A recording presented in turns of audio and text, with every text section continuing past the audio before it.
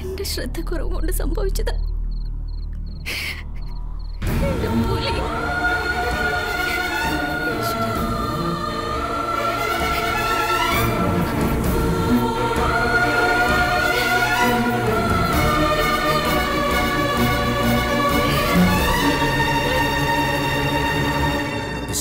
നീ ഇനി ഇവൾക്ക് വേണ്ടി കാത്തിരിക്കുന്നതിൽ അർത്ഥമില്ല.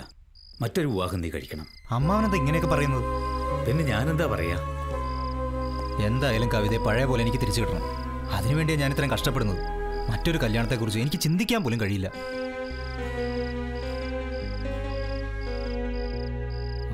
കവിത, നമുക്ക് നാളെ രാവിലെ സ്റ്റേഷനിലൊന്ന് പോകണം. എന്തിനാ?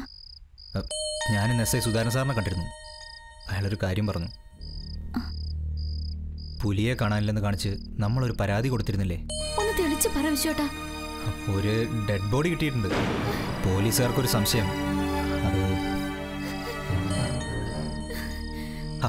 കരയാതെ അതിനത് പുലിയാണെന്ന് പറഞ്ഞില്ലല്ലോ. ഛേ, ഞാൻ എന്തൊരു മനുഷ്യനാ. നേരവും കാലവും നോക്കാതെ ഓരോന്ന് പറയും. കരയണ്ട, അവനൊന്നും സംഭവിക്കില്ല. ചെന്ന് സമാധാനമായിട്ട് കിടന്നുറങ്ങും.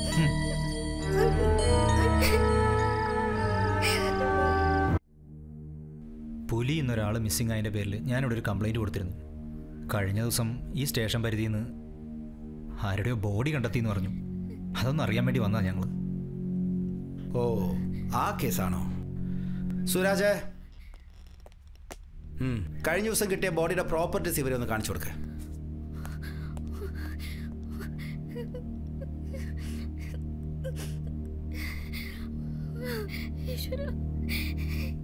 ബോഡി ഐഡന്റിഫൈ ചെയ്യാനുള്ള ഇൻഫർമേഷൻ ലോക്കൽ സ്റ്റേഷനിലൊക്കെ അറിയിച്ചിട്ട് 3 ദിവസമായല്ലോ.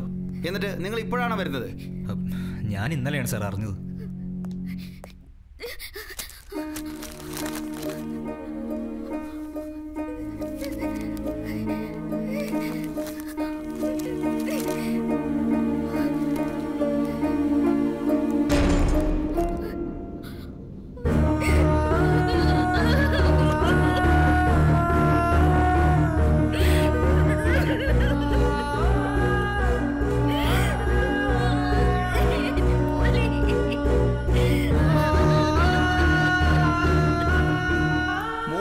ബോഡി മോർച്ചറിയിൽ സൂക്ഷിച്ചു.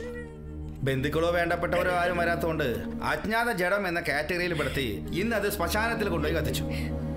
ഷർട്ടും പാൻസും ഒക്കെ നിങ്ങൾ പറഞ്ഞ ആളുടെ തന്നെയാണല്ലോ അല്ലേ?